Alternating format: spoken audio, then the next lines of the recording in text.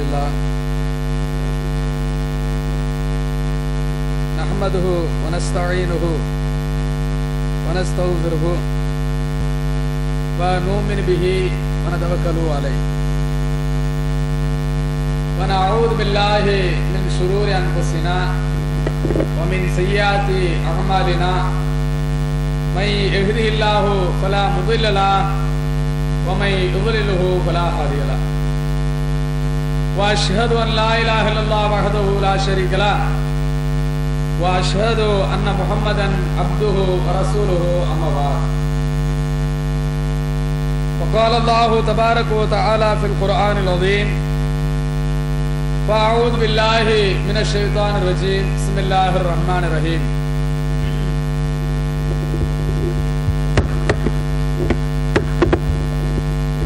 கண்ணியத்திற்குரிய எல்லாம் அல்ல அல்லாஹ் ஜல்லஷானஹு தஆலாவின் அருமை நல்லடியார்களே,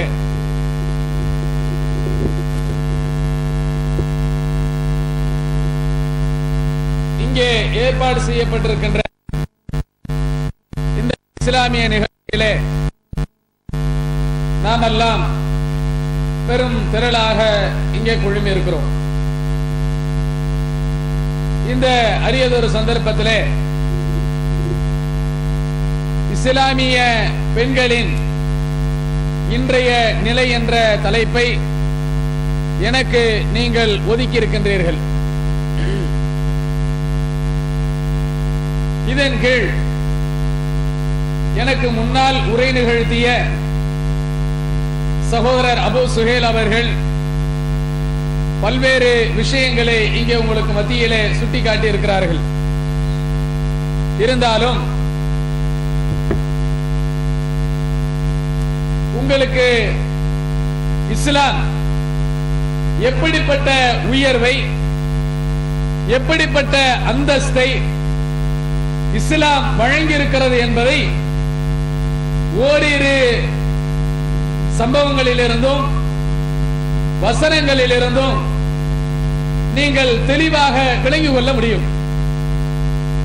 பொதுவாக இன்றைக்கு உலகத்திலே நாட்டிலே இருக்கக்கூடிய முற்போக்குவாதிகள் என்று சொல்லக்கூடியவர்கள், அறிவு ஜீவிகள் என்று சொல்லக்கூடியவர்கள், பெண் உரிமை பேணுகிறோம் என்று சொல்லக்கூடியவர்கள், பெண்களுக்காக குரல் எழுப்புகிறோம் என்று சொல்லக்கூடியவர்கள் எல்லாம் இஸ்லாம் வழங்கியிருக்கின்ற பெண் உரிமைகளையும் பெண்களை அது உயர்த்தி பார்க்கின்ற சமாச்சாரங்களையும் அவர்கள் விளங்கி கொள்ளாத காரணத்தினால் அவர்கள் இஸ்லாத்தை பார்த்து பெண்களுக்கு இஸ்லாம் சரியான உரிமைகளை வழங்கவில்லை என்று இன்றைக்கு பல பேர் பல்வேறு கோணங்களிலே கொக்கரித்துக் கொண்டிருக்கக்கூடிய ஒரு அவல நிலையும் இன்றைக்கு பார்க்கிறோம். இதற்கு என்ன காரணம் தெரியுமா? இப்படி இஸ்லாம் பெண்களுக்கு சரியான உரிமைகளையும் அந்தஸ்துகளையும் சுதந்திரங்களையும் தரவில்லை என்று ஒரு சாரார் இப்படி ஒரு கேள்வியை இஸ்லாத்தை பார்த்து தொடுக்கிறார்கள் என்று சொன்னால் அதற்கு மிக முக்கியமான காரணமாக இருக்கக்கூடியவர்கள் இஸ்லாமியர்களாக இருக்கக்கூடிய, அதிலும் இஸ்லாமிய பெண்களாக இருக்கக்கூடிய நாம் சரியான முறையில் இஸ்லாம் சொல்லி இருக்கின்ற அந்த வாழ்க்கை திட்டத்தை நம்முடைய வாழ்க்கையிலே, நம்முடைய அன்றாட செயல்களிலே அது செயல் வடிவம் தராத காரணத்தினால்தான் இன்றைக்கு அப்படிப்பட்டவர்கள் இதை பார்த்து விரலில் நீட்டி குற்றம் சுமத்தக்கூடிய நிலைக்கு இங்கே இன்றைக்கு தள்ளப்பட்டிருக்கிறது. அந்த மாதிரியான நிலைகள் இனியும் இஸ்லாத்தின்பால் வரக்கூடாது என்று சொன்னால், இஸ்லாம் பெண்களுக்கு சரியான உரிமைகள் வழங்கவில்லை, இஸ்லாம் பெண்களை சரியான அவர்களுக்கு கொடுக்கக்கூடிய அந்த உரிமைகளை கொடுக்கவில்லை என்ற குற்றச்சாட்டுகள் அவர் வைக்க கூடாது என்று சொன்னால், இஸ்லாம் உங்களை எப்படி வைத்திருக்கிறது? இஸ்லாம் உங்களை எப்படி வைத்து பார்க்கிறது? பெண்களுக்கு இஸ்லாம் எவ்வளவு பெரிய உயர்ந்த அந்தஸ்தை வழங்கி இருக்கிறது, எவ்வளவு உயரத்திலே வைத்து பெண்மணிகளாகிய கண்மணிகளாகிய உங்களை அது பார்க்கிறது என்பதை நீங்கள் விளங்கிக் கொள்ள வேண்டும். இதற்கு நீங்க சுத்தி வளைச்சல பார்க்க தேவையில்லை, மிகப்பெரிய ஆதாரங்கள் உங்களுக்கு தேவையில்லை. குர்ஆனை நீங்கள் எடுத்து புரட்டி பார்த்தாலே அல்லாஹு ஜல்லஷானு தஆலா ஒத்த வரியிலே ஒட்டுமொத்த பெண்களுடைய சிறப்பை பற்றி மிக ரத்தின சுருக்கமான ஒரு வார்த்தையிலே சொல்லி காட்டுவார். எப்படி சொல்லுகிறான் தெரியுமா? அந்த வகையிலே தான் இஸ்லாம் ஒரு தனித்து நிற்கிறது. எந்த ஒரு கருத்தையும் எந்த ஒரு உபதேசத்தையும் சிறிய வார்த்தையிலே ரத்தின சுருக்கமான வார்த்தையிலே அது சொல்லி ஒட்டுமொத்த மனித சமுதாயத்திற்கும் அதுல மிகப்பெரிய ஒரு படிப்பினையை, விளக்கத்தை, அறிவுரையை திணித்து வைத்திருப்பதை நீங்கள் பார்க்கலாம். அப்படி சொல்லப்பட்ட வசனம் என்ன அப்படின்னா, அல்லாஹ் தன்னுடைய திருமறையிலே ஒரு இடத்துல சொல்கிறான், வரபல்லாஹு மஸலல் லல்லதீன ஆமனு இம்ராஅத ஃபிரௌன். ஒத்த வார்த்தை தான். அதாவது ஈமான் கொண்டிருக்கக்கூடிய, ஈமை விசுவாசம் கொண்டிருக்கக்கூடிய அனைத்து மக்களுக்கும் இதோ ஃபிரௌனுடைய மனைவியினிடத்திலே உங்களுக்கு ஒரு முன்மாதிரி இருக்கிறது, ஒரு மாடல் இருக்கிறது, ஒரு எடுத்துக்காட்டு இருக்கிறது என்று அல்லாஹ் ஒத்தவரையில் சொல்லிட்டான். எப்படி, எந்த அளவுக்கு உயர்த்தி பாருங்க.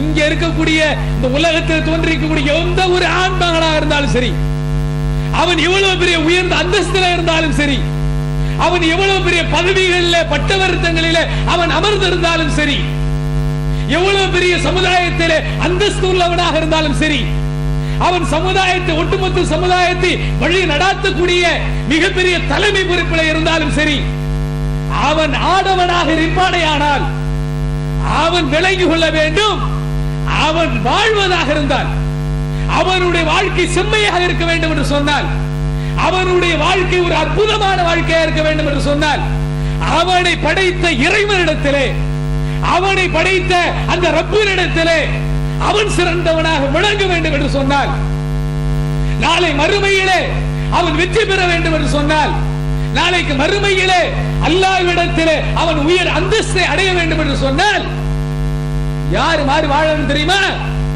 இந்த ஃபிரௌனுடைய மனைவியாகிய அந்த பொம்பளை மாதிரி நீ வாழு, அந்த பெண்ணு மாதிரி நீ வாழு, அந்த தாய் எப்படி வாழ்ந்தாலோ அந்த மாதிரி வாழ்ந்து கொள். நீ சிறப்படைவாய், நீ வெற்றி அடைவாய்.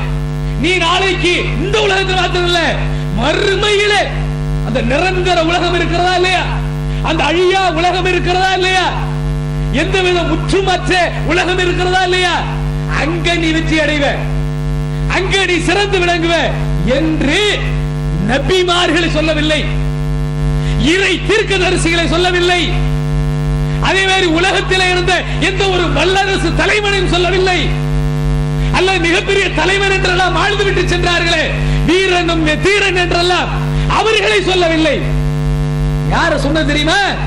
உங்களை மாதிரி ஒரு பொம்பளைய கொண்டு வந்து முன்னால நிறுத்தி, ஈமான் கொண்டவளா நீ, நீ விசுவாசம் கொண்டவளா நீ, நீ இஸ்லாத்தை நேசிக்கக்கூடியவனா நீ, இஸ்லாத்துக்குள்ள ஏற்றவனா நீ, நீ சிறந்து விளங்க வேண்டும் என்று சொன்னால் இந்த அம்மா மாதிரி வாழ்ந்துக, இந்த பெண்மணி மாதிரி வாழ்ந்து காட்டு. நீ இந்த உலகத்தில் சிறந்து விளங்குவாய், மறுமையிலும் சிறந்து விளங்குவாய் என்று உங்களை எவ்வளவு உயரத்தை வச்சு பார்க்கிறது பாருங்க.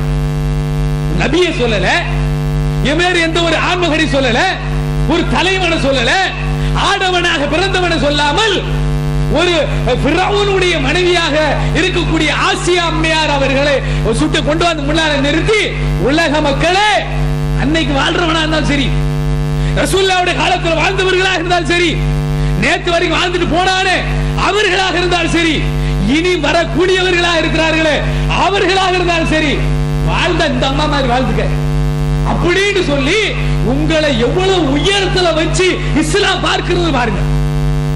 இத விளங்கிக்கிறாம நீங்க என்ன செய்றீங்க? இந்த இஸ்லாத்தை நேசிக்க தெரியாம இந்த திருமறை குர்ஆனை இப்ப இந்த அளவுக்கு எங்களை உயர்த்தி சொல்லுதா, பெண்மருக்கத்தை இப்படி உயர்த்தி காட்டுகிறதா என்று நீங்கள் அந்த குர்ஆனை எடுத்து படிக்கிறதுக்கு மறந்து போய் அந்த குர்ஆனை அப்படியே தத்தி பித்தி ஓதுனால அரபியில அலிப்புண்டு பேயுண்டு அலிஃபுலாம் மீம்னு சொல்லி பேசிட்டு அதோட அந்த பட்டு துணியில கட்டி உரியில தொங்க விடுறதும், அல்லது குர்ஆனை தூக்கி அந்த பீரோ மேல தூக்கி வச்சிடுறதும், அம்மாடியோ குர்ஆன் இங்க இருந்தா நம்மளை பார்த்து லானத்து செய்யும் அப்படி தூக்கி கொண்டு போய் பிள்ளைகிட்ட கொடுத்து கொண்டு பள்ளிவாசல் வச்சுட்டு வந்துரு அப்படி சொல்லி ஓட்டி விடுறதும் எந்த வகையில? அதான் குர்ஆன்ல தான் அல்லாஹ் தெளிவா சொல்லி காட்டுகிறான்.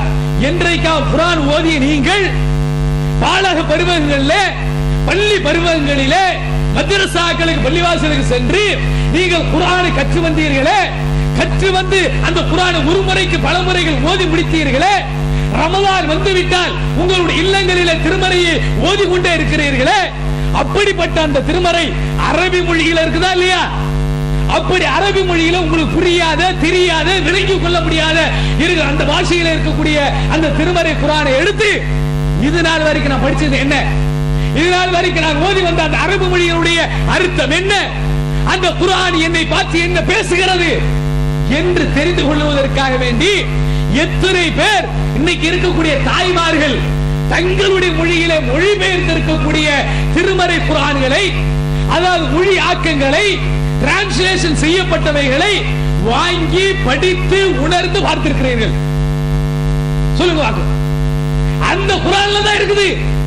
66வது அத்தியாயத்துல 10வது வசனத்துல 11வது வசனங்கள்ல எடுத்து பாத்தீங்கன்னா இந்த வரவல்லாஹு மஸலல் லல்லதீன ஆமனு வரவல்லாஹு மஸலல் லல்லதீன ஆமனு இம்ராத ஃபிரௌன் என்ற இந்த வசனம் அங்கதான் இருக்குது.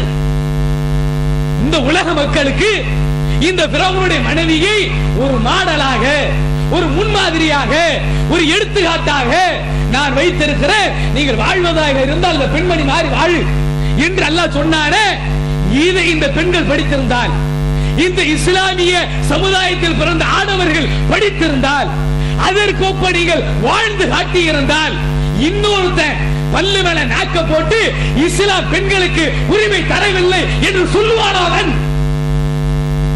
யோசிச்சு பாரு. அவன் எழுதுவான், அவன் இஸ்லாத்தை களங்கப்படுத்துவான். அவன் நீங்கள் அதை எடுத்து சொல்லி இருந்தால் அவன் பேசியிருப்பானா? இன்றைக்கு அவர்கள் பேசுகிறார்கள் என்று சொன்னால் நீங்க படிச்சு அதை உணர்ந்து செயல்பட்டு அதை அவர்களுக்கு எடுத்து சொல்லாத காரணத்தினால், அவர்களுக்கு மத்தியில எடுத்து கூறப்படாத காரணத்தினால் அவர்கள் அந்த தப்பை செய்கிறார்கள்.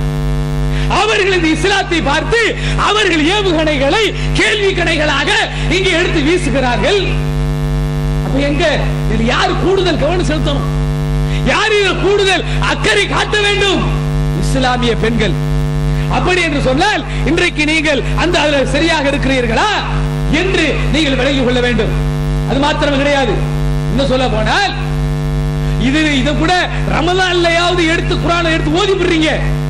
இன்னும் சில ஊர்களில் பார்த்தா குர்ஆனுக்கு பதிலாக அந்த குர்ஆன் இருக்க கூடாதுன்னு சொல்லி அதை அனுப்பி விட்டுட்டு எவன் வேணா எழுதுனத, எவன் வேணா மனசுல வந்து அடிச்சத, கட்டி கதைகளை கொஞ்சம் கூட பகுத்தறிவுக்கு ஏற்றுக்கொள்ளப்படாதத, எதையெல்லாம் அமல்கள் சிறப்புன்ற பேர்ல உங்க வீட்டுகளை கூட திணிச்சு போயிட்டா அதை இன்னைக்கு உட்கார்ந்து காலை மாலை படிக்கக்கூடிய தாய்மார்கள் எத்தனை பேரு, அதை எடுத்து புரட்டக்கூடியவர்கள் எத்தனை ஆண்கள் இன்னைக்கு குர்ஆன் மொழிபெயர்க்கப்பட்ட அந்த குர்ஆனை கொண்டு வந்து இந்தாங்க கூட படிங்க, இதை படிச்சு உணருங்க சொன்னா அம்மாடியோ இதை நாங்கள் படிக்க மாட்டோம் சொல்லி எவன அரக்கு இருக்க இஸ்லாத்துக்கு புறம்பான காரியங்களை எல்லாம் எழுதி வச்சிருக்கிறான், அதை கொண்டு வந்து கொடுத்த உடனே அது காலமாலை படிக்கிறீங்களே, என்ன அது அல்லாஹ்வுடைய வேதமா? ரசூல் ஸல்லல்லாஹு அலைஹி வஸல்லம் அதை வேதமாக காட்டினார்களா? இந்த வடநாட்டில் இருக்கிற ஒருத்தர் எழுதின இந்த அமல்களின் சிறப்பு அது இறை வேதமா ஆகிட முடியுமா? அது இஸ்லாத்துக்குள்ள அங்கீகாரம் பெற்றுவிட முடியுமா? இன்னைக்கெல்லாம் ஒரு 50 வருஷத்துக்கு முன்னால் எழுதின கிதாப் இது. அது எப்படி நீங்கள் மிக உயர்ந்த அந்தஸ்து கொடுத்து அஜரத்துமார்கள் உட்பட, என்ன மாதிரி ஆலிம்கள் உட்பட, ஊர் ஜமாத்தார்கள் உட்பட, முக்கியஸ்தர்கள் உட்பட அல்லாஹ்வுடைய வேதத்தை புறக்கணித்து விட்டு, அது புறந்தள்ளி விட்டு, அந்த தர்ஜுமாவை மொழியாக்கத்தை படிக்க கூடாது என்று தடை போட்டு விட்டு, அது பள்ளியில கூட படிக்க கூடாது என்று அதை அப்புறப்படுத்தி விட்டு அமல்களின் சிறப்பை கொண்டாந்து இன்னைக்கு படிக்கிறீங்களே, நாளைக்கு அல்லாஹ் நிறுத்தி வச்சு கேட்க மாட்டானா? ஏப்பா நான் ஒரு வேதத்தை இறக்கி வச்சானே, மனிதனை படைத்தனான், அவன் எப்படி வாழ வேண்டும், அவனுடைய வாழ்க்கையை எப்படி அமைத்துக் கொள்ள வேண்டும் என்ற அந்த கேட்லாக் என்ற திருமறை குர்ஆனை கொண்டு வந்து அவனை இறக்கி வச்சானே, அதை என்னைக்கா படிச்சியா? அரபி மொழிகளை ஓதுனியே, அதோட அர்த்தத்தை விளங்குனியா? அதன்படி உன்னுடைய ஒவ்வொரு அசைவுகளும் இருந்ததா என்றெல்லாம் நிறுத்தி வச்சு கேட்டா என்ன பதில் வச்சிருக்கீங்க? இது யாரா எழுதுனது? இது யாரு உங்களை படிக்க சொன்னது? அப்படின்னு சொல்லி அமல் சிறப்பு தூக்கி கொண்டா போட்டு வச்சு கேட்டா என்ன பதில் சொல்லுவீங்க? என் மேல நீங்க வேகப்படக்கூடாது. அல்லாஹ் இந்த நாளைக்கு மறுமையில நிறுத்தி வச்சு கேட்டா நீங்க என்ன பதில் வச்சிருக்கீங்க? யோசிச்சு பாருங்க. அந்த அமல்கள் சிறப்புல பல கட்டுக்கதை வருது. அதுல ஒண்ணு சொல்றானே, ஒரு பெரியார் இருந்தாராம். அந்த பெரியார் என்ன செய்கிறாரு? 40 நாள் எது உண்ணாமல் பருகாமல் தூங்காமல் அப்படின்னு நோன்பு வைத்துக் கொண்டு பகல் பூரா நோன்பு வைத்தாராம், இரவு பூரா நின்று வணங்கினாராம் அப்படின்னு எழுதி வச்சிருக்கிறார்.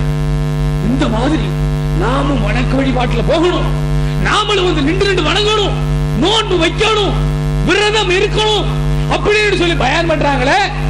நான் கேட்கிறேன், இது இஸ்லாம் உங்களுக்கு யாரு இந்த மாதிரி இஸ்லாத்துல இந்த மாதிரி அங்கீகாரம் எங்க இருக்கு? இந்த மாதிரி அனுமதி இருக்குதா? 40 நாள் வரைக்கும் தூங்காமல் ஒரு மனிதன் தன்னுடைய கண்ணுக்கு செய்ய வேண்டிய அந்த கடமையில இருந்து மறந்து போய் விழித்து கொண்டு இருக்கலாமா? இன்னல் ஐனிக்க அலைக்க ஹக்கா என்று ரசூலுல்லாஹ் சொன்னாங்களே. ரசூலுல்லாஹ் சொன்ன வார்த்தைக்கு அங்கீகாரம் கொடுத்தாங்களே. ஒரு மனிதன் தன்னுடைய கண்ணுக்கு செய்ய வேண்டிய கடமை அவனுக்கு இருக்கிறது என்று சொன்னார்களே. ஒலி ஜஸதிக்க அலைக்க ஹக்கா, ஒரு மனிதன் தன்னுடைய உடலுக்கு செய்ய வேண்டிய கடமை இருக்கிறது என்று சொல்லப்பட்ட மாத்திரத்தில் அதுக்கு அங்கீகாரம் சொன்னார்களே. அதுதான் சரி என்று உண்மைப்படுத்தினார்களே. அப்படிப்பட்ட மார்க்கத்துல உடலை வருத்திக்கிட்டு ஒரு தக்பீர் கட்டி தொழுவதாக எழுதப்பட்டிருக்கிறது. இது எப்படி மார்க்கமாக முடியும்? இது எப்படி மார்க்கத்தினுடைய அங்கீகாரமாக இருக்க முடியும்? அப்ப இன்னைக்கு குர்ஆன் போய் இந்த மாதிரி கட்டுக்கதைகளும் கப்புசாக்களும் இந்த மாதிரி ஒரு தனி மனிதனுடைய சொந்த கற்பனை கதைகளை எல்லாம் எழுதப்பட்டவைகளை இன்னைக்கு வீடுகளிலும் பள்ளிகளிலும் வைத்து ஓதுகிறார்களே. இது சரியா? யோசிச்சு பாருங்கள். இதுல தாய்மார்கள் நீங்க சரியா இருந்தா இருக்கக்கூடிய எல்லா ஆண்களும், பள்ளியில் இருக்கக்கூடிய எல்லா இமாம்களும், பள்ளியை நிர்வகிக்கக்கூடிய ஊரை நிர்வகிக்கக்கூடிய எல்லா நிர்வாகிகளும் சரியாகி விடுவார்கள். அவர்கள் திருந்து விடுவார்கள். எதுக்கு சொல்ல வர்றேன்னு சொன்னா, அவ்வளவு பெரிய அந்தஸ்து பெண்கள்ட்ட இருக்குது. யாரு வேண்டுமானாலும் திருத்தக்கூடிய அந்த ஆற்றலை அல்லாஹ் உங்களுக்கு வழங்கி இருக்கிறான். இது மாத்திரம் கிடையாது. என்ன சொல்ல போனா, இஸ்லாம் உங்களை எவ்வளவு பெரிய உயர்ந்த அந்தஸ்து கொடுத்திருக்கு தெரியுமா? ஒரு மனிதர் வர்றாரு, வந்து ரசூல் ஸல்லல்லாஹு அலைஹி வஸல்லம் அவர்கிட்ட கேட்கிறாரு, மன் அஹக்குன் நாசு பி ஹுஸ்னில் சாஹிபதி. யா ரசூலுல்லாஹ், நான் இருக்கக்கூடிய மனிதர்களிலேயே அதிகமாக நேசிப்பதற்கு தகுதியானவர் யார்? மனிதர்களிலேயே அதிகமாக உறவு வைத்துக் கொள்ளக்கூடியவர் யார்? மனிதர்களிலேயே அதிகமாக நேசம் செலுத்தக்கூடியவர் யார் என்று ஒரு மனிதர் வந்து ரசூலுல்லாஹ்ட்ட கேட்கிறார். அல்லாஹ்வுடைய தீர்க்கதரிசிகிட்ட வந்து கேட்கிறார். அதுக்கு ரசூலுல்லாஹ் சொல்றாங்க, உம்முக, உன்னுடைய தாய். திருப்பி கேட்கிறார், யா ரசூலுல்லாஹ், அடுத்து நான் யாருக்கு அப்படின்னு கேட்கிறாரு. அப்போ சொல்றாங்க, வா உம்முக, இரண்டாவது. மூணாவது கேட்கிறாரு. அப்போ ரசூலுல்லாஹ் சொல்றாங்க, வா உம்முக. மூணாவது தடவை எப்படி சொல்றாங்க? உன்னுடைய தாய். அப்ப 3 தடவை சொல்லப்படுது யாருக்கு? பெண்ணு தாங்க.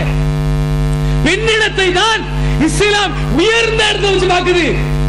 ஒரு மனிதர் வந்து கேட்கிறாரு, உலகத்துல நல்ல நேசத்தோடும் பாசத்தோடும் அதிக அக்கறையோடும் இரக்கத்தோடும் பரிவோடும் பண்போடும் நடந்து கொள்வதற்கு யாருக்கு நான் நடந்து கொள்ள வேண்டும், யாருக்கு அந்த விஷயத்தில் முதலிடம் தர வேண்டும் என்று கேட்கிற பொழுது, உன்னுடைய தாய், உன்னுடைய தாய், உன்னுடைய தாய் என்று 3 விடுத்தம் பெண்ணையே முதன்மைப்படுத்தினுச்சு இஸ்லாம்.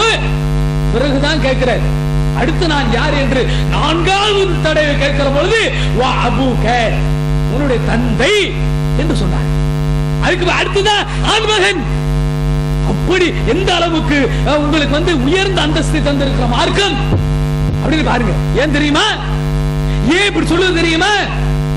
நீங்கள் தான் மிகப்பெரிய ஒரு தியாகியாக இருக்கிறீங்க இந்த உலகத்துல. ஆம்பளை என்ன தியாகம் செய்தான்? மிஞ்சி போன உங்களை எல்லாம் இழந்துட்டு இந்த நாட்டை திறந்துட்டு தன்னுடைய இனத்தை திறந்துட்டு சொந்த பந்தங்களை விட்டுட்டு மனைவி மக்களை விட்டுட்டு எல்லாத்தையும் விட்டுட்டு அந்நிய நாட்டிலே அவன் அடிமையாக அங்க அந்த இடத்துல போய் வேண்டுமானால் மாலை வெயில்ல கொஞ்சம் வேதனைப்படுவான், கஷ்டப்படுவான். சம்பாதிக்கணும், நீங்க நல்லா இருக்கணுங்கிறதுக்கு அந்த தியாகம் தான். ஆனா நீங்க எவ்வளவு பெரிய தியாகம் செய்றீங்க தெரியுமா? அது அல்லாஹ் தன்னுடைய திருமறையில அழகான முறையில சொல்லி காட்டுகிறார். ஒவ்வொரு பெண் இருக்கிறாங்களே, அதாவது அவர்கள் தன்னுடைய இந்த குழந்தையை ஈன்றெடுக்கிறார்களா இல்லையா, அந்த பிரசவ நேரத்தை எல்லாம் அல்லாஹ் புட்டு புட்டு வைக்கிறான். அந்த நேரத்தை பொறுத்த மாத்திரம் எனக்கு அது தலைப்பு இல்ல, இருந்தாலும் கொஞ்சோண்டு சுட்டி காட்டுறதுதான் சொல்லி வரேன். நீங்க எவ்வளவு பெரிய தியாகம் தெரியுமா?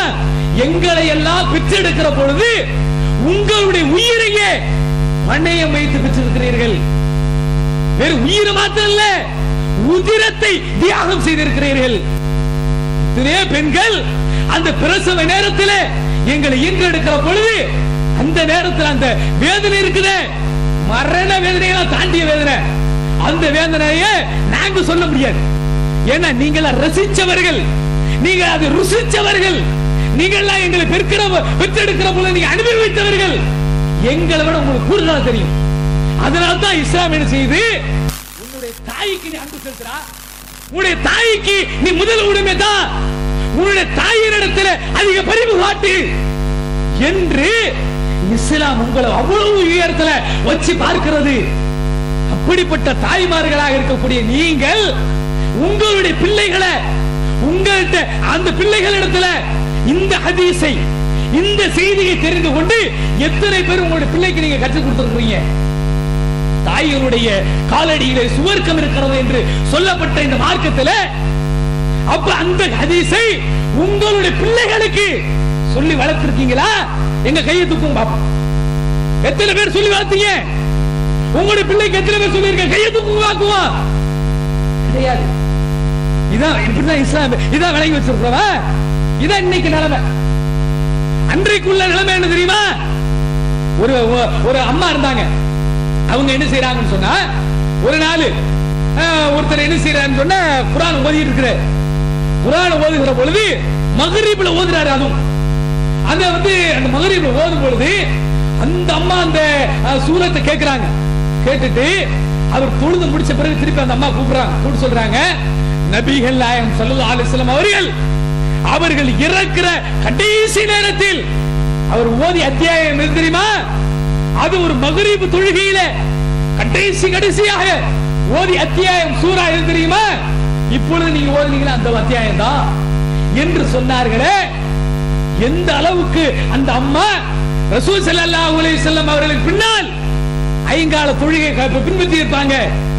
எந்த அளவிற்கு அந்த அம்மா ரசூல் ஸல்லல்லாஹு அலைஹி வஸல்லம் அவர்கள் என்ன அத்தியாயத்தை ஓதினார்கள் என்பதை அப்படியே மனதில் ஆழ பதித்திருப்பார்கள். எந்த அத்தியாயத்தை ரசூல் ஸல்லல்லாஹு அலைஹி வஸல்லம் அவர்கள் இறுதியாக அதை பயன்படுத்தினார்கள் என்று வரைக்கும் துல்லியமாக சொன்னவர்கள் பெண்மணிகள். இது அன்னைக்கு இருந்த பெண்மணி. இன்றைக்கு எத்தனை பேர் அந்த மாதிரி இருக்கிறோம்? ஐங்கால தொழுகையை சரிவர தொழுதவர்கள் எத்தனை பேர்? ஐங்கால தொழுகைகளில் குர்ஆனுடைய அத்தியாயங்களை மனனம் செய்து சரியாக ஓதியவர்கள் எத்தனை பேர்? ஐங்கால தொழுகையில் ஃபஜ்ர்ல என்ன ஓதணும், லுஹர்ல என்ன ஓதணும், இஷாவுல என்ன ஓதணும், அல்லது மற்ற தொழுகையில் என்ன அத்தியாயங்கள் ஓதணும் என்று அதை ரிப்பீட் செய்து பார்த்தவர்கள் எத்தனை பேர்? ஓதப்பட்ட அந்த அத்தியாயத்தினுடைய அதுல இறைவன் என்ன சொல்லுகிறார், எங்களை பார்த்து என்ன பேசுகிறார், எங்களுக்கு இறைவன் என்ன கட்டளை போடுகிறார் என்று அர்த்தத்தை படித்த தாய்மார்கள் எத்தனை பேர்? யோசிச்சு பாருங்க. இது இன்னைக்கு நம்ம நிலைமை. நம்முடைய தாய்மார்கிட்ட கேட்டு பாருங்க, அத்தியாயம் பேர் தெரியுதோ இல்லையோ, அதே மாதிரி தொழுகையை சரியா தொழுதார்களோ இல்லையோ, ஆனால் கரெக்டா சொல்லுவார்கள் 7 மணிக்கு என்ன சீரியல், 7:30க்கு என்ன சீரியல், 8 மணிக்கு என்ன சீரியல் அப்படின்னு சொல்லி ஆரம்பிச்சு அதுல வரக்கூடிய கதாபாத்திரங்கள் வரையில் புட்டு புட்டு வைப்பாங்க. கேட்பான், அன்னைக்கு அல்லாஹ் வச்சு நிறுத்தி வச்சு கேட்பான், சீரியல் பாத்தியா, அதுல வரக்கூடியவர்கள் எல்லாம் கணக்கு போட்டு பாத்தியா, அதுல வரக்கூடிய வெறும் கற்பனைக்கும் கட்டுக்கதைகளையும் சும்மா மோடி வேலையில ஏமாத்துற வேலை, அந்த மேஜிக் வேலையில கேமராவுடைய டெக்னிக் அவ்வளவுதான். அதை பார்த்துட்டு கண்ணு வலிஞ்சீங்களா, அழுதீங்களா, இது அழுது உட்கார்ந்து இருந்தியா, அவனுக்காக நீ ஆர்வம் காட்டி டிவியிலே உட்கார்ந்து கிடந்தியா, அதை பார்த்துட்டு என்னுடைய இஷாவை விட்டியா, நான் கடமையாக்கி வச்சிருந்த அந்த மகரிபை இழந்தியா அப்படின்னு சொல்லி நாளைக்கு கேட்பானே என்ன பதில் வச்சிருக்கீங்க, என்ன பதில் சொல்ல போகிறோம்? யோசிச்சு பாருங்க. இது இன்றைய பெண்களுடைய நிலை. இது பாத்திரம் கிடையாது. இன்னும் சொல்லுவதாக இருந்தால் நபிகள் நாயகம் ஸல்லல்லாஹு அலைஹி வஸல்லம் அவருடைய காலத்துல ஒரு அந்த ஹதீஸ் அறிவிக்கிறார் ஒருத்தர். அதாவு என்பவர் வந்து அறிவிக்கிறாரு. அந்த ஹதீஸ் அறிவிக்கும் பொழுது அவர் எப்படி சொல்றான்னு சொன்னா, இப்னு அப்பாஸ் ரலியல்லாஹு அன்ஹு அவர்கள் வந்து சொல்றாங்க. அதாவது இந்த ஹதீஸை வந்து அறிவிக்கிற வந்து இப்னு அப்பாஸ், இவர்கிட்ட வந்து அந்த அதாவுங்கிறவர் வந்து கேட்கிறார்.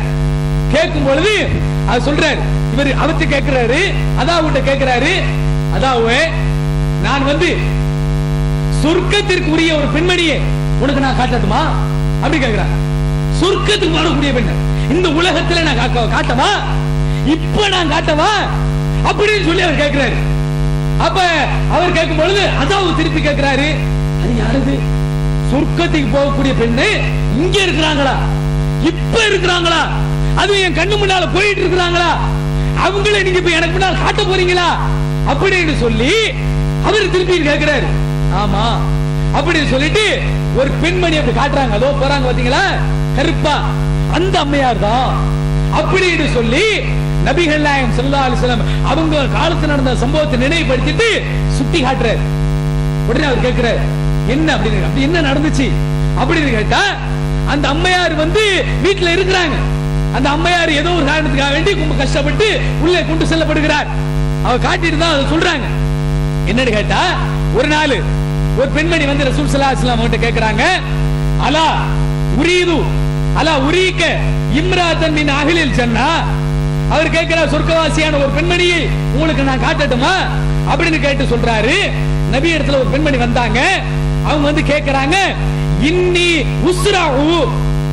அந்த அம்மா வந்து ஒரு குறை வைக்கிறாங்க. என்ன குறை தெரியுமா? யா ரசூலுல்லாஹ், நான் வெளிப்பு நோயால் ரொம்ப கஷ்டப்படுறேன், ரொம்ப நான் தொந்தரவு படுறேன் அப்படின்னு சொல்லி அந்த அம்மா வந்து சொல்றாங்க. அப்ப ரசூலுல்லாஹ் கேக்குறாங்க, இன்னி அத கஷ்டப. அது மாத்திரம் கிடையாது, அந்த அம்மா இன்னும் சொல்றாங்க, அந்த நேரத்தில் நிச்சயமாக என்னுடைய அந்த வலிப்பு நோய் வர்றது மட்டும் கிடையாது, அந்த நேரத்தில் என்னுடைய ஆடைகளும் விலகி போயிரு. அந்த வலிப்பு நேரத்துல அந்த காலு கை இதெல்லாம் உதைக்கிற பொழுது, உதைச்சிக்கிட்டு அப்படியே துடிக்கிற பொழுது, அப்பொழுது என்ன செய்து என்னுடைய ஆடைகள் விலகி போய் என்னுடைய மறைக்கப்பட வேண்டிய அந்த அவயங்கள்ல அப்படி வெளிப்படுது அப்படின்னு சொல்லிட்டு அந்த அம்மா காரணத்தையும் சொல்றாங்க. அப்பொழுது ஃபதுல்லாஹு லி, இது எனக்கு நீங்கள் எனக்காக வேண்டி அல்லாஹ்விடத்துல ஏதாவது துஆ செய்ய கூடாதா, எனக்காக நீங்க பிரார்த்தனை செய்யுங்களே அப்படின்னு சொல்லி அந்த அம்மா கேக்குறாங்க. இது கேக்குறது எதுக்குன்னா, இந்த வலிப்பு நோய் போயிடணும், இந்த காக்கா வலிப்பு போயிடணும், அந்த நேரத்துல என்னுடைய ஆடைகள் விலகி என்னுடைய மறைவிடங்கள்ல பிறகு தெரிஞ்சு அந்த ஒரு இக்கட்டான சூழ்நிலைக்கு நான் தள்ளப்படுறேனா இல்லையா, என்னுடைய மானம் பறி போகக்கூடிய சூழ்நிலைக்கு ஏற்படுதா இல்லையா, என்னுடைய கௌரவத்துக்கு ஒரு இழக்கு ஏற்படுதா இல்லையா, அதுல இருந்து நான் காப்பதற்கு, இந்த நோயிலிருந்து நான் வந்து என்னை விடை பெறுவதற்கு எனக்காக வேண்டிய அல்லாஹ்ட்ட நீங்க துஆ செய்யுங்களே அப்படின்னு கேக்குறாங்க. வேற எதுவும் கேட்கல. அப்ப இது இந்த மாதிரி கேட்கும் பொழுது ரசூல் ஸல்லல்லாஹு அலைஹி வஸல்லம் அவர்கள் அதற்கு சொல்றாங்க, இன் ஷிஅத சபர்த வலக்கல் ஜன்னah. நீ நினைத்தால் பொறுமையாக இருக்கலாம். ரசூலுல்லாஹ் சொன்னது உடனே பார்த்துட்டு, அப்படியா உனக்கு காக்கா வலிப்பு வந்துருச்சா, அதனால ஆடைகள் விலகுதா அப்படின்னு சொல்லிட்டு இதோ அல்லாஹ்ட்ட கேக்குறேன் அப்படின்னு கேட்கல. ரசூலுல்லாஹ் எப்படி போடுறாங்க திருப்பி அப்படின்னு சொன்னா, அவங்க கேக்குறாங்க, உனக்கு அப்படியா நோய் வருதா, நீ விரும்பினால் சபர் பண்ணிக்கலாம், நீ விரும்பினால் பொறுமையாக இருக்கலாம், இதுக்கு கூலி என்ன தெரியுமா, சொர்க்கம். ரசூலுல்லாஹ் சொல்றாங்க, இதுக்கு என்ன கூலி தெரியுமா, சொர்க்கம் தான் அப்படிங்கிறாங்க. இதை கேட்ட உடனே அந்த அம்மா என்ன செய்றாங்க, ரசூலுல்லாஹ் என்ன சொல்றாங்க, வ இன் ஷிஅத தஅவத்தல்லாஹி ஐ யுஆஃபியக. நீ விரும்பினால் குணமளிக்கும்படி நான் அல்லாஹ்ட்ட கேட்கிறேன், அதை பத்தி எனக்கு ஒண்ணு எந்த ஆட்சேபனையும் கிடையாது, அல்லாஹ்வோட நான் துஆ செய்கிறேன் அப்படின்னு வேற வைக்கிறாங்க. நீ பொறுமையா இருந்தேன்னா உனக்கு சொர்க்கம், அதே நேரத்தில் நீ விரும்பினேன்னு வை நீ பொறுமையாக இருந்துடலாம், அந்த பொறுமையை வேண்டாம், எனக்கு சொர்க்கம் வேண்டாம், எனக்கு இப்போதைக்கு இக்கட்டான சூழ்நிலை போகணும் அப்படி நினைச்சேன்னு சொன்னா நான் அல்லாஹ்ட்ட வேண்டாம் கேட்கிறேன், அல்லாஹ் இதை போக்கி விடுவான் அப்படிங்கிற மாதிரி ரசூல் ஸல்லல்லாஹு அலைஹி வஸல்லம் அவர்கள் அது சொல்றாங்க. அதற்கு அந்த அம்மா என்ன சொன்னாங்க, அஸ்பிரு, நான் பொறுமையாக இருக்கிறேன். எப்படி நான் பொறுமையாக இருக்கிறேன் அப்படி சொல்லிட்டு காலத்து அந்த அம்மா மேலும் சொன்னாங்க, இன்னி அத்தகஷ்ஷபு வதுல்லாஹ லீ அன் லா தகஷ்ஷப. அதாவது யா ரசூலுல்லாஹ், இந்த காக்கா வலிப்பின் பொழுது என்னுடைய ஆடைகள் விலகி போயிருதா இல்லையா, அதன் மூலமாக நான் வந்து ஒரு இக்கட்டான சூழ்நிலைக்கு தள்ளப்படுறேனா இல்லையா, அதை விட்டு நீங்க அல்லாஹ்ட்ட பாதுகாப்பு இருக்க. எப்ப இது சஹாபாக்களுடைய அந்த சஹாபிய பெண்களுடைய அன்றைய நிலை, இது அன்றைக்கு எதை அவர்கள் பிரதானமாக பார்த்தார்கள் என்று கேட்டால், தனக்கு இருக்கிற நோய், அந்த நோயினால் ஏற்படுகிற இன்னல்கள், அதனால் ஏற்படுகிற இழப்புகள், அதனால் ஏற்படுகிற துன்பங்கள், அதனால் ஏற்படுகிற துயரங்கள், அதை ஒரு பக்கம் வச்சு பார்க்கிறாங்க. அதே நேரத்தில் இன்னொரு பக்கம் அப்படி வைக்கிறாங்க, வச்சு பார்க்கிறாங்க. இதுவா சொர்க்கமா? ரசூலுல்லாஹ் சொல்றாங்க, மறுமையில் சொர்க்கம் சொன்னாங்களா இல்லையா, அதை ஒரு பக்கம் வைக்கிறாங்க. சொர்க்கத்தை தேர்ந்தெடுக்கிறதா அல்லது இந்த உலகத்தில் இருக்கக்கூடிய இந்த அற்பமான உலகத்தில் இருக்கக்கூடிய இந்த வேதனையா, அப்படி ரெண்டு பக்கம் வச்சு ரெண்டை பரிசீலனை பண்றாங்க. ஒரு பெண்மணி, ஒரு ஆண் மகனுக்கு கூட அந்த மாதிரி பரிசீலனை பண்ணக்கூடிய ஆட்கள் அந்த நேரம் வந்திருக்காது, அந்த சிந்தனை அந்த நேரம் இருந்திருக்காது. அதே வேறு வேறு நபரா இருந்தாருன்னு சொன்னா இந்த மாதிரி எல்லாம் ஆராய்ச்சி பண்ணிருக்க மாட்டாரு. ஆனா ஒரு பெண்மணி சொல்லுகிறார்கள், பெண் புத்தி பின் புத்தி என்று சொல்லுகிறார்களா இல்லையா, இது தப்புடாங்க இஸ்லாம். பெண்ணுதான் என்றைக்கும் அறிவை அப்படி தூக்கி பார்க்கக்கூடியவள், அறிவை அப்படி சீர்தூக்கி பார்க்கக்கூடியவள், அறிவை அதனுடைய உச்சத்திற்கு செல்லக்கூடியவள் யாரு? பெண்மகள். அதுக்கு இந்த ஒரு சான்று போதும். கடுமையான வேதனை, கடுமையாக பாதிக்கப்பட்ட பெண்மணி, கடுமையாக அவர் நோய்பட்டிருக்கிறார். அப்படிப்பட்ட அந்த துன்பத்தினுடைய வெளிப்பாட்டில் வந்து ரசூலுல்லாஹ்வுடைய சமூகத்தில் வந்து சொல்லுகிறார், அதிலிருந்து நிவாரணம் தேடுகிறார். அப்பொழுது சொல்லப்படுகிறது, நீ விரும்பினால் பொறுமையாக இருக்கலாம், அது கூலி என்ன தெரியுமா? சொர்க்கம்.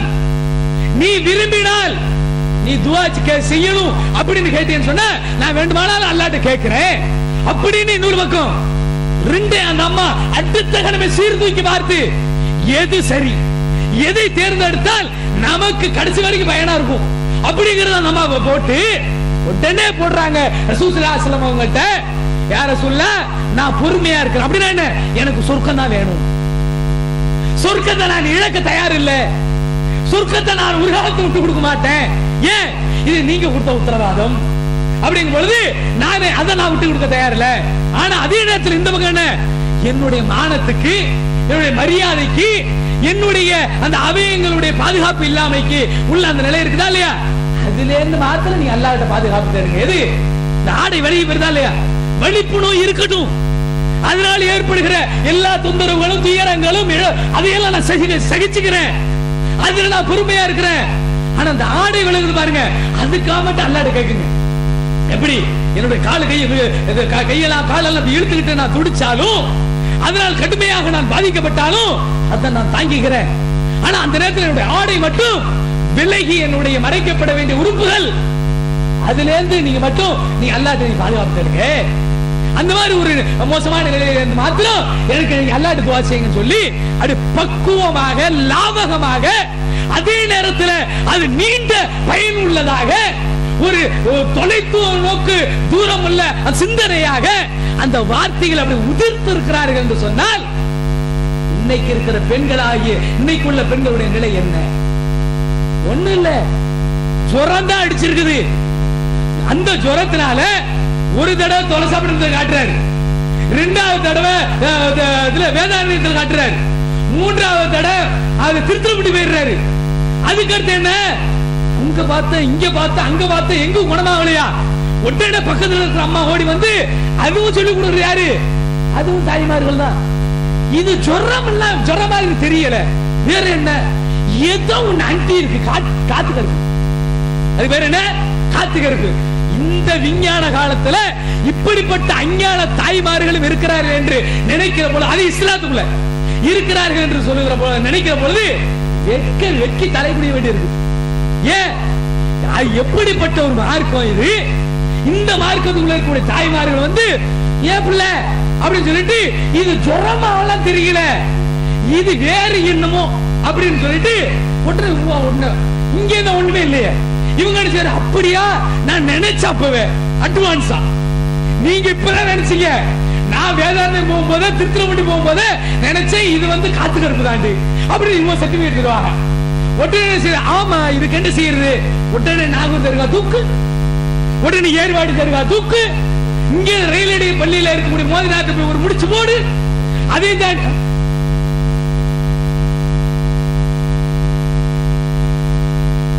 அப்படின்னு சொல்லிட்டு இங்க நாங்க ஒரு முடிச்சு அங்க ஓதி ஊதி இங்க ஓதி ஊதி இங்க அங்க தூக்கி அங்க இங்க தூக்கி கடைசியில நாகூர் தர்காவுக்கு போய் உழுதுறது. நேத்து கூட பாத்தீங்கன்னா ஒரு அம்மா கடையநல்லூர் அது ஞாபகம் விட்டுறாருங்க மாவட்டம், அங்கே என்ன செய்யறாருன்னு சொன்னா அங்கேருந்து ஒரு அம்மா இதே மாதிரிதான் அங்க சுத்தி இங்க சுத்தி ஏற்பாடு போய் அங்க போய் அஜ்மீர் போய் எங்க பாத்துருக்குது. ஒண்ணும் கதை நடக்கல, இருந்தாலும் நடக்கிறதுக்கு அங்க ஒண்ணும் கிடையாது. இறைவன் தான் நோயை தருகிறான். இந்த சம்பவத்தில் நீங்க என்ன வழங்குறீங்க? அந்த அம்மா உடனே நாகூர் தர்காவுக்கு போல அல்லது அன்றைய காலகட்டத்தில் இருந்த தர்காக்களுக்கு போய் உட்கார்ந்துகிட்டு இந்த வலிப்பு நோயில இருந்து பாதுகாப்பு தேடணும் போகல. அந்த அம்மா தெளிவாக விளங்கிய காரணத்தினால்தான் அல்லாஹ்விடத்தில் இந்த கோரிக்கை வைங்கள். அப்படின்னா இந்த நோயை தந்தவன் அல்லாஹ், அவன் தான் எனக்கு இந்த இன்னலை தந்திருக்கிறான், அவன் தான் இந்த நோயை எனக்கு தந்திருக்கிறான், அவன் தான் அவன் வந்து என்னை சோதித்து பார்க்கிறான். எனவே எந்த நோய் எந்த இறைவன் தந்தானோ அவனிடத்திலிருந்து எனக்கு பாதுகாப்பு பெற்று தாருங்கள் என்று சொல்லாட்ட அம்மா கேட்டிருக்கிறாங்க.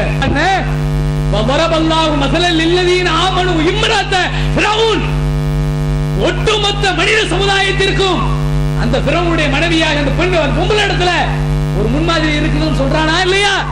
வாழ்ந்த அந்த அம்மையார் மாதிரி வாழுன்னு சொன்னானா இல்லையா? அந்த அம்மா நம்மள மாதிரி எல்லாம் கிடையாது. அந்த அம்மா எப்படி தெரியுமா சொன்னாங்க, எப்படி வணங்கினாங்க தெரியுமா?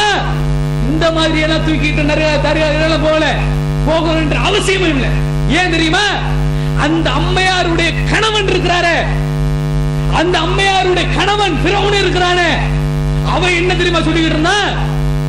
அன ரப்புக்குமுல் ஆலா சொன்னானா? அன ரப்புக்குமுல் ஆலா அது குர்ஆன்ல தான இருக்குது. அவன் என்ன சொல்ற? இந்த மூசா சொல்றது கடவுள் இல்லை, மூசாவை பின்பற்றி இருக்கக்கூடிய சொல்லக்கூடியவர்கள் கடவுள் அல்ல, அதே போல மற்றவர்களை ஏற்படுத்தி வைத்திருப்பதெல்லாம் கடவுள் அல்ல. கடவுள் சொன்னா நான் தான் கடவுள். ஆனா ரப்புக்குமுல் ஆலா அகிலத்தின் இறைச்சகன் நான் தான்ப்பா அப்படின்னு சொல்லி இந்த பிறவுன் சொல்லிட்டு இருந்தான். நினைச்சிருந்தா அந்த அம்மையார் அவனே என்னோட புருஷனே கடவுளா அப்படின்னு பின்பற்றி இருக்க முடியுமா இல்லையா? போயிருப்பாங்களா இல்லையா? ஏன் கடவுளை வீட்டுக்குள்ளதான் இருக்குது, கடவுளை கட்டி கணவனாவே இருக்கிறான். இதே நம்ம தாய்மார்கள் தான் என்ன ஆவாங்க யோசிச்சு பாருங்க.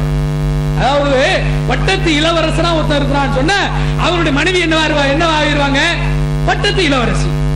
அதே மாதிரி இன்னைக்கு ஒரு சாமியாருக்கு ஒருத்தர் வந்து கடவுள் நான் தான் அப்படின்னு சொல்லி உச்சத்துல போறாரு. நீங்க ஆன்மீகத்துல அவர் கொண்டாட்டியா இருக்கக்கூடிய என்ன சொல்லுவாங்க?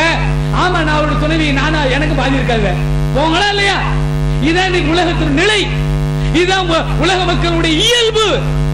ஆனா இந்த அம்மா என்ன தெரியுமா செஞ்சாங்க?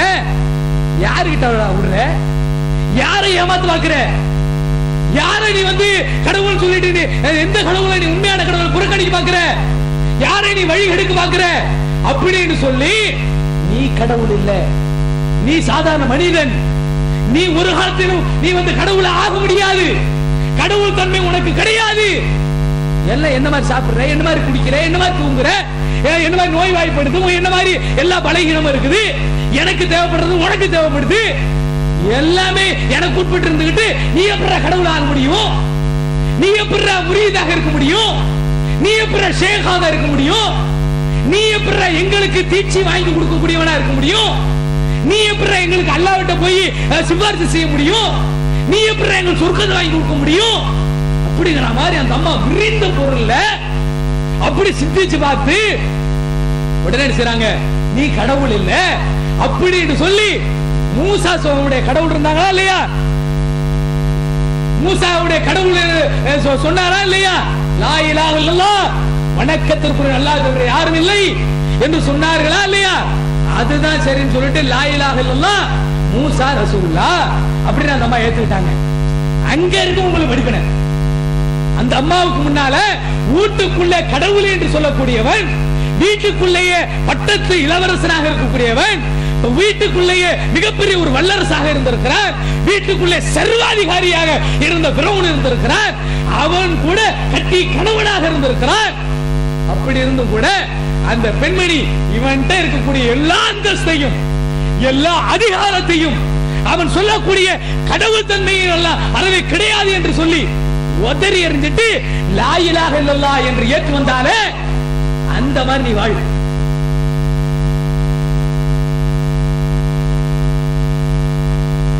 சொல்றாங்க, நான் ஏற்கனவே சொல்லிட்டேன், குர்ஆன் ஓதுறது இல்ல, தொழுவது இல்ல, நல்ல வார்த்தைகள் இல்ல, திக்ருகள் இல்ல, குர்ஆன்களை விளங்கி கேட்பது கிடையாது.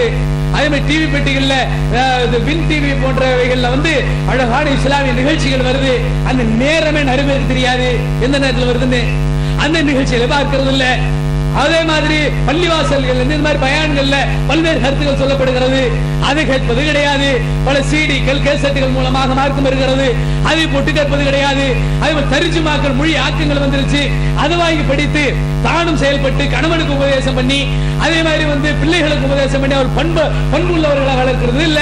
இதுல எல்லாம் நம்மளுடைய பெண்மணிகள் ரொம்ப மோசமான நிலையில தான் இருக்கிறாங்க. அதே நேரத்தில் மிகப்பெரிய ஒரு பிரச்சனை ஒன்று நடந்துட்டு இருக்கு. இதெல்லாம் கூட பரவாயில்ல, அட்ஜஸ்ட் பண்ணி போயிடலாம், இதெல்லாம் கூட பெரிய ஒரு தாக்கத்தை ஏற்படுத்தாது. ஆனால் வாழ்க்கை என்ற அந்த ஓடத்தை அப்படி அசைச்சு பார்க்கக்கூடிய நிகழ்வுகளும் இந்த டிவினால் ஏற்பட்டு கொண்டிருக்கு. பல இடங்கள்ல எத்தனை பேரு தலாக்குன்னு வர்றார்கள், விவாகரத்து என்று வருகிறார்கள், குடும்பத்தில் பிரச்சனை என்று வருகிறார்கள். என்னடான்னு கேட்டா அவன் சரியா என்ன மதிக்கிறது இல்ல, என்னப்பா மதிக்கிறது இல்ல, சரியா எனக்கு என்கிட்ட அன்பா நடந்துக்கிறது இல்ல, ஏன் அன்பா நடந்துக்கிறது இல்ல, அசந்து தூங்குறா எப்ப போனாலும். என்னடான்னு பார்த்தா ராத்திரி பூரா டிவி, பகல் பூரா டிவி, டிவியில உட்கார்ந்து அந்த கண்ணு எண்ணத்தை தாங்க ஒரு அளவு தானங்க, அந்த கண்ணு அப்படியே வச்சு பார்த்துக்கிட்டே இருந்து கண்ணு நல்லா எரிச்சல் எடுத்து போய் கணவன் வந்தானா, சாப்பிட்டானா, தூங்கினானா, அவன் என்னத்துக்காக, அவனுக்கு என்னென்ன நேரத்தில் என்னென்ன தேவைப்படுங்களா விளங்காம என்ன கணப்படுத்து குறைக்க அடிச்சு தூங்குறது. இவன் ஒரு தடவைக்கு 2 தடவை பத்தி பார்த்தா போ அப்படின்னு விட்டுறது. இதுவே பிரச்சனைக்கு இது ஒரு மாதிரி நடக்குது. இது மாத்திரம் கிடையாது, இல்லப்பா இதுதானா, இதை கொஞ்சம் அப்படி அட்ஜஸ்ட் பண்ணிக்கலாம் சொன்னா இது மாத்திரம் இல்லைங்க, வேற என்ன, ஒழுங்க நேரத்துக்கு சமைக்க மாட்டேங்கிறா, பிள்ளைகளுக்கு சாப்பாடு கொடுக்க மாட்டேங்கிறா அப்படி வருது. ஏமா அப்படியா? அதுல இல்ல, நான் பிள்ளைகளுக்கு சரியா கொடுக்குறேன். எங்க பிள்ளைகளுக்கு கொடுக்கறாதா 8 மணிக்கெல்லாம் கொடுக்கணும்ல, 8 மணிக்கு கொடுத்தா பிள்ளைங்க பள்ளியோட போகும். ஆனா டிஃபன் ரெடி ஆகுது 10 மணிக்கு தான் ஆகுது. ஏன்? அப்ப என் பிள்ளைகள் அப்படி போகுது, பிள்ளைகளுக்கு 4 ஹோட்டல் வாங்கி கொடுத்து அனுப்புறேன். அப்படியா? ஏமா நீ என்னவா பண்றீங்க 10 மணிக்கு? 8 மணிக்கு நான் எழுதுறது 8 மணிக்கு தான். அப்ப ராத்திரி மணி என்னடா பண்ணேன்னு சொன்னா ராத்திரி தான் 1-2 மணி வரைக்கும் சீரியல் ஓடும். இதனாலையும் பல்வேறு குடும்பங்கள் இன்னைக்கு அர்த்தநாசம் முடிச்சவர். அது மாத்திரம் கிடையாது, சில கணவன்மார்கள் பசின்னு வீட்டுக்கு போனா நேரத்துக்கு சாப்பாடு போடணுமா இல்லையா? ஒரு மனிதன் வெளியில இருந்து ஒரு ஆண்மகன் வர்றான்னு சொன்னா என்னைக்கும் ஆண்மகன் தான். நீங்க பெண்களா இருக்கக்கூடிய கொஞ்சம் பலகீனமானவர்கள் தான்.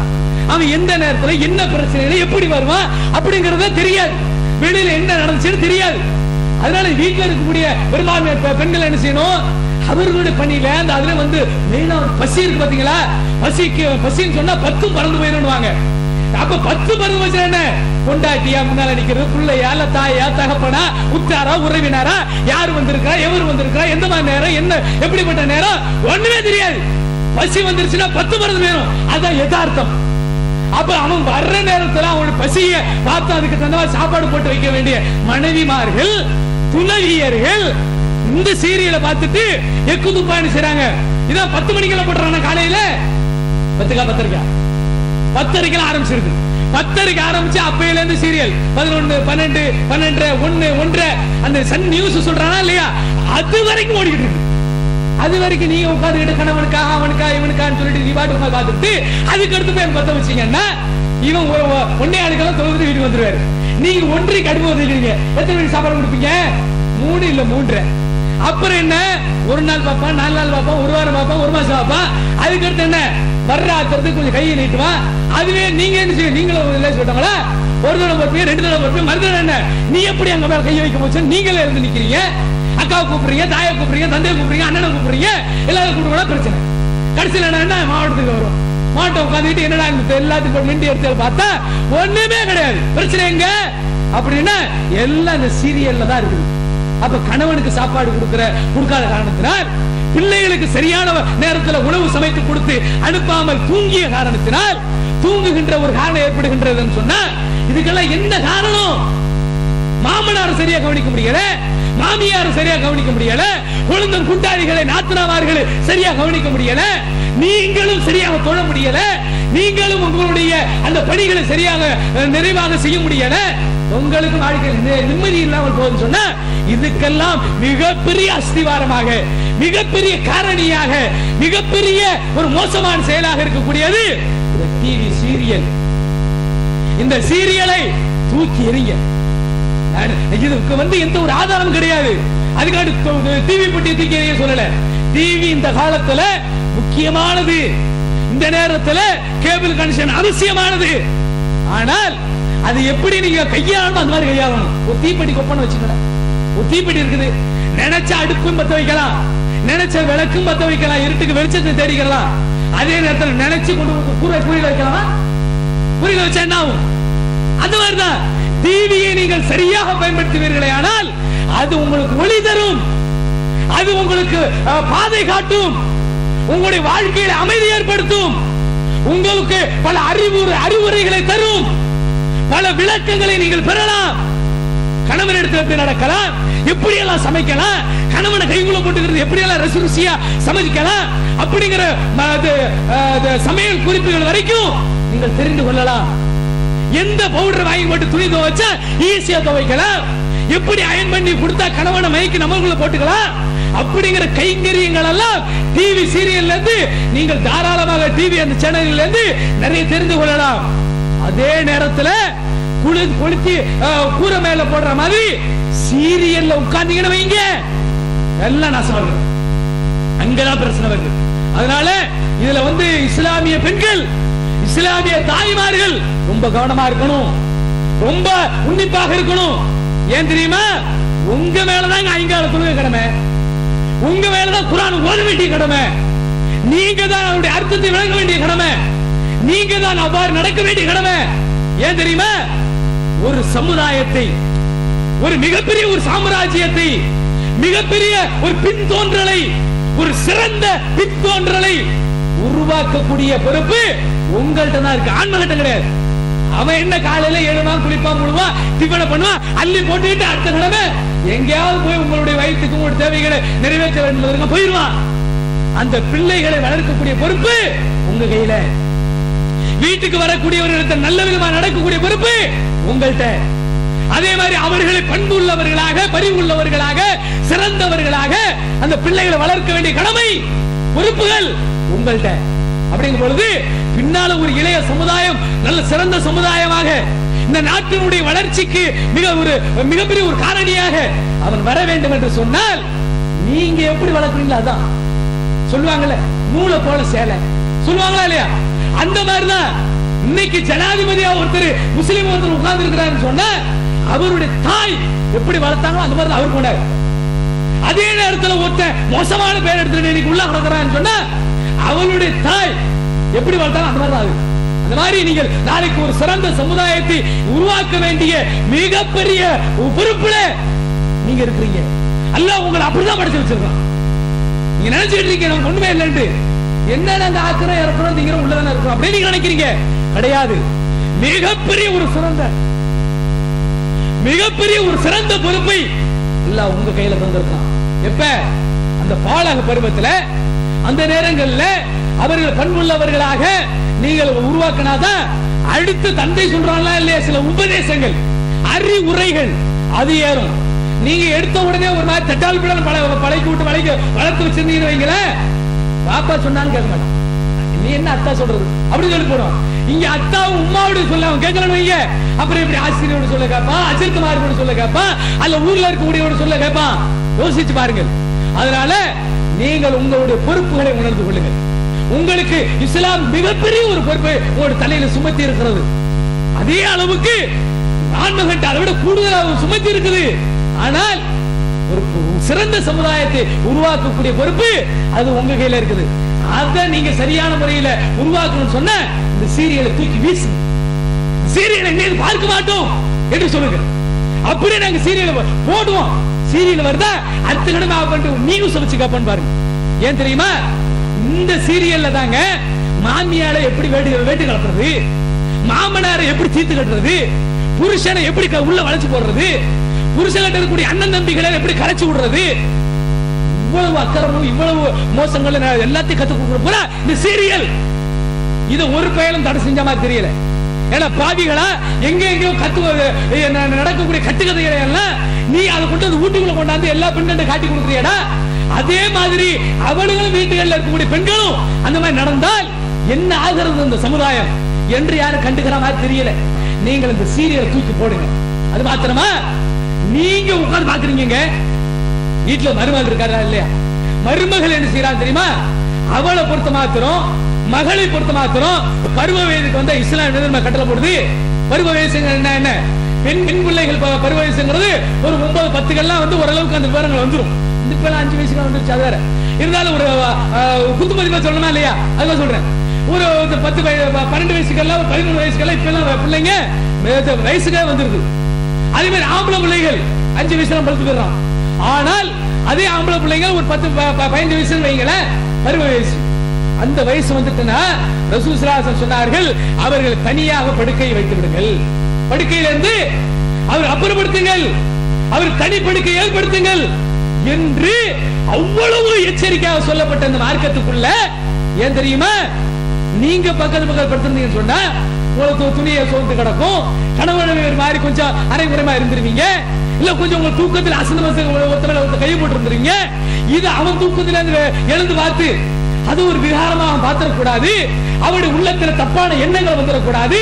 தவறான கருத்துக்கள் அவருடைய உள்ளத்துல விதைக்கப்பட்டு விடக்கூடாது. தவறான சிந்தனைக்கு அவன் தள்ளப்பட்டு விடக்கூடாது என்பதற்காக வேண்டி இஸ்லாம் அப்படி ஒரு கட்டுப்பாட்டை போட்டிருக்கிறது.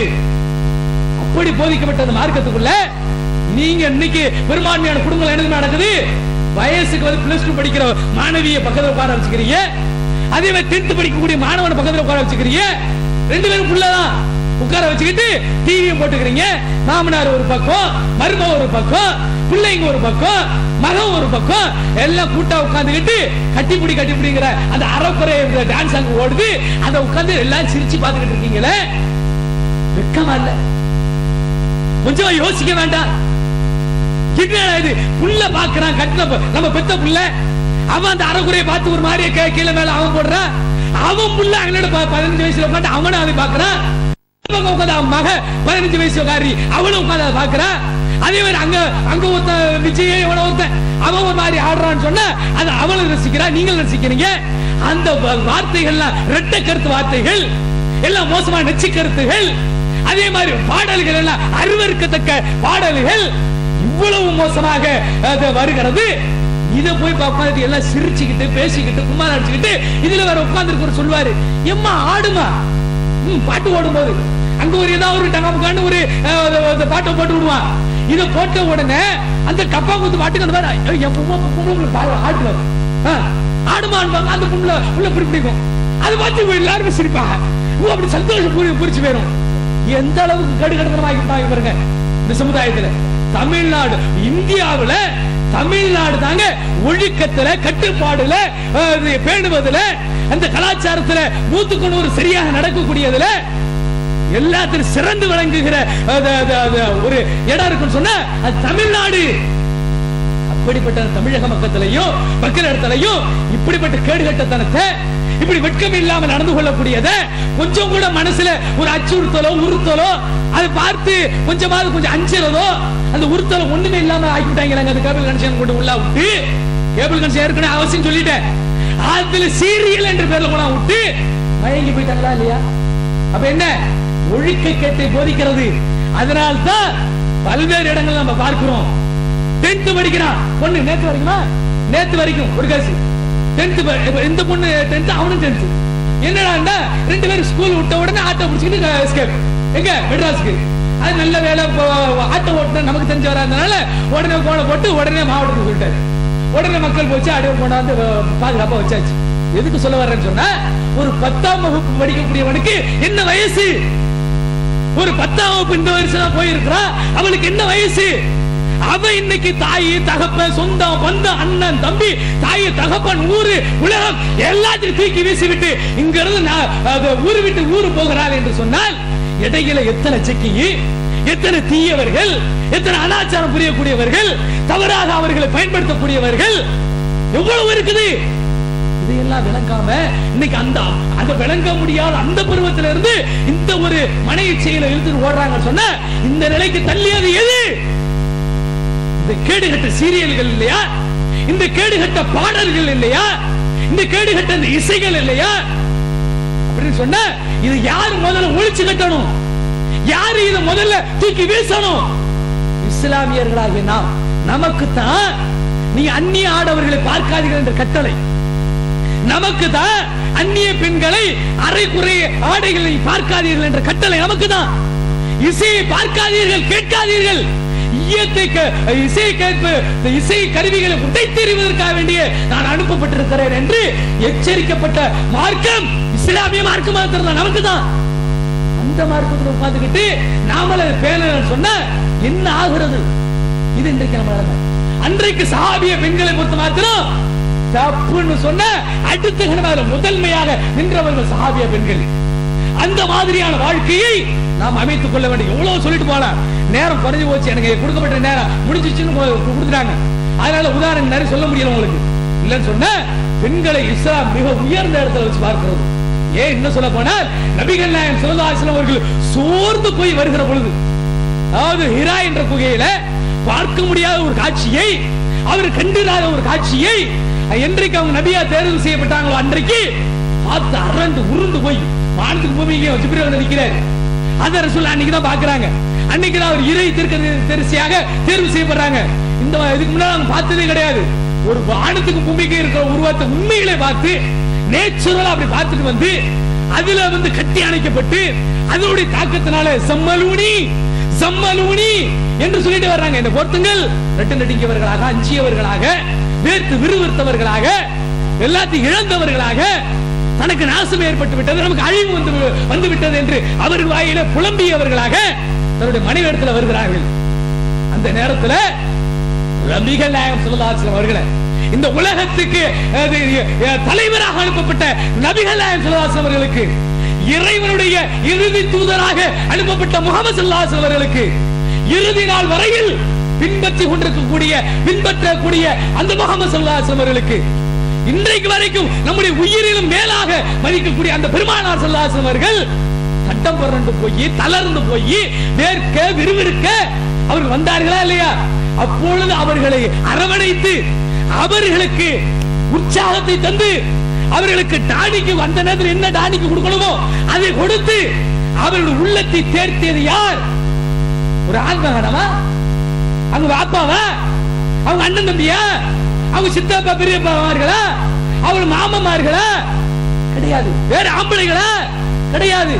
அவருடைய மனைவியாக இருந்த ஹதீஜா நாயகி என்ற ஒரு பெண்மணி தான். அதை நீ நிலவுல வைங்க. இந்த சமுதாயத்தில் ரசூல் ஸல்லல்லாஹு அலைஹி வஸல்லம் அவர்களை நாங்கள் பின்பற்றுகிறோம் என்று சொல்லுகிறோமே, அப்படி பின்பற்றுவதில் பெருமை கொள்கிறோமே, நம்முடைய உயிரை விட அதிக மேலாக நேசிக்கிறோமே, அந்த ரசூல் ஸல்லல்லாஹு அலைஹி வஸல்லம் அவர்களை கூட ஆரம்பத்திலே தளர்ந்து வந்த அவர்களுக்கு தெம்பையும் தைரியமையும் கொடுத்து அவர்கள் தலை நிமிர வைத்து அழைத்து சென்றவர்கள், அவர்களுடைய பணியை வீரியமாக முழுமையாக செய்வதற்கு காரணமாக இருந்தவர் உங்களை போன்ற தாய், உங்களை போன்ற ஒரு பெண்மணி என்பதை நீங்கள் நினைவில் நிறுத்தி, இஸ்லாமிய இவ்வளவு ஒரு அற்புதத்தை தந்திருக்கிறதா, இஸ்லாமியர்களை இவ்வளவு ஒரு உயர்ந்த அந்தஸ்தில் வைத்து பார்க்கிறதா என்பதை விளங்கி, எங்களிடத்தில் இஸ்லாம் இந்த ஒட்டுமொத்த சமுதாயத்தையும் பின்பற்றக்கூடிய ஒரு உதாரணத்தை எங்கள்கிட்ட தந்திருக்கிறதா என்பதை விளங்கி, உங்களுடைய சிறப்பை உணர்ந்து அதன் அடிப்படையிலே செய்யப்பட்ட போதனைகள் அடிப்படையிலே 100% அறிந்து புரிந்து விளங்கி செயல்பட்டு இந்த உலகத்திலும் அல்லாஹ்வுடைய சன்னிதானத்திலும் சிறந்த நல்லடியார்களாக இங்கே நாம் எப்படி ஒன்றாக குழுமி இருக்கிறோமோ இதே போன்று சுவர்க்க சோலையில நாம் எல்லாம் சந்தோஷமாக குழுமி இருக்கக்கூடிய வாய்ப்பையும் அதற்கான கிருபையும் அல்லாஹ் உங்களுக்கு எனக்கும் தருவானாக என இந்த அரிய சந்தர்ப்பத்தில் இறைவனிடத்தில் இருகரமேந்து பிரார்த்தித்தவனாக எனது உரையை நிறைவு செய்து என்னிடம் அமர்கிறேன். வாய்ப்பளித்து அல்லாஹ்வை போற்றி புகழ்ந்து கொள்கிறேன். வாகுர் தாவனா அல்ஹம்துலில்லாஹி ரப்பில் ஆலமீன். அஸ்ஸலாமு அலைக்கும்.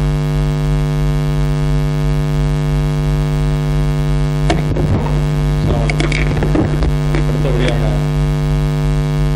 தீர்மானங்கள் முகமது ரியாஸ் அவர்கள்.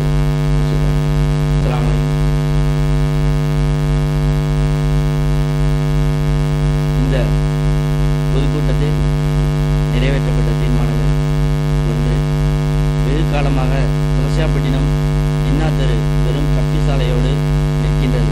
இந்த சாலையை உடனடியாக தார் சாலையாக மாற்றி அமைக்கும்படி வண்டுவாஞ்சேரி பஞ்சாயத்து யூனியனை இப்பொதுக்கூட்டத்தின் வாயிலாக கேட்டுக்கொள்கிறோம்.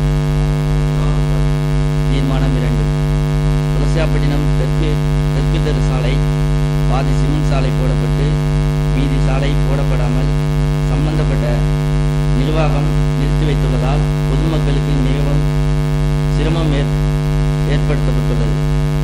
எனவே உடனடியாக அந்த சாலையை முழுமைப்படுத்த வேண்டும் என இப்பொதுக்கூட்டத்தின் கேட்டுக்கொள்ளப்படுகிறது. தீர்மானம் 3, மும்பையில் நடந்த மிருக வெறிப்பிடித்தவர்களால் நடத்தப்பட்ட குண்டு வெடிப்பில் உயிரிழந்தவர்களுக்கு அனுதாபம் தெரிவிப்பதுடன் செயலை செய்த கொலைகார அரக்கர்களையும் உண்மையான குற்றவாளிகளையும் கண்டுபிடித்து அவர்களுக்கு தகுந்த தண்டனை வழங்க வேண்டும் என தமிழ்நாடு தௌஹீத் ஜமாத் கேட்டுக்கொள்கிறது. அடுத்தபடியாக அகமது மெதீன் அவர்கள் நன்றிகளை நிறுத்தார். அஸ்ஸலாமு அலைக்கும் வரஹ்மத்துல்லாஹி வபரகாத்துஹு. ஏக இறைவனை புகழ்ந்தவனாகவும் அவனுக்கே நன்றி செலுத்தக்கூடியவர்களாகவும் நம் அனைவரையும் எல்லாம் வல்ல இறைவன் ஆக்கியருள் புரிவானாக என்று கூறி இந்த மார்க்க விளக்க பொதுக்கூட்டத்திற்கு வருகை புரிந்து சிறப்புரையாற்றிய சகோதரர் அபு சுஹைல் மற்றும் இப்ராஹிம் உமரி அவர்களுக்கும் தலைமையேற்று நடத்தி தந்த நாகை மாவட்ட செயலாளர் சாஹிப் மரைக்காயர் அவர்கள், இந்த நமதூர் ஜமாத் தலைவர் AKMKM ஜெயினுதீன் மரைக்காயர் அவர்களுக்கும் மற்றும் ஜமாத் துணைத் தலைவர் AKMKM குஞ்சாலி மரைக்காயர் அவர்களுக்கும் இங்கே திரண்டு வந்து கலந்து கொண்ட ஏனைய சகோதர சகோதரிகளுக்கும் மற்றும் இந்த பொதுக்கூட்டத்திற்கு அனுமதி அளித்து பாதுகாப்பு நல்கிய காவல்துறை அதிகாரி அவர்களுக்கும் காவல்துறை அதிகாரி நண்பர்கள் அவர்களுக்கும் இங்கு சிறப்பாக ஒளி அமைத்து தந்த சன் ரேடியோஸ் அவர்களுக்கும் துளசியாப்பட்டினம் தமிழ்நாடு தௌஹீத் ஜமாத் சார்பாக எங்களது நன்றியை தெரிவித்துக் கொள்கிறோம். இந்த கூட்டத்தை நிறைவு செய்யும் இந்த நேரத்திலே பெருமானார் ஸல்லல்லாஹு அலைஹி வஸல்லம் அவர்கள் நமக்கு எதனை கற்றுக் கொடுத்தார்களோ அந்த துவாவை ஓதி நிறைவு செய்வோமாக. பிஸ்மில்லாஹிர் ரஹ்மானிர் ரஹீம். சுப்ஹானக அல்லாஹும்ம வ பிஹம்திக அஷ்ஹது அல்லா இலாஹா இல்லா அன்த அஸ்தக்ஃபிருக வ அத்தூபு இலைக். அஸ்ஸலாமு அலைக்கும்.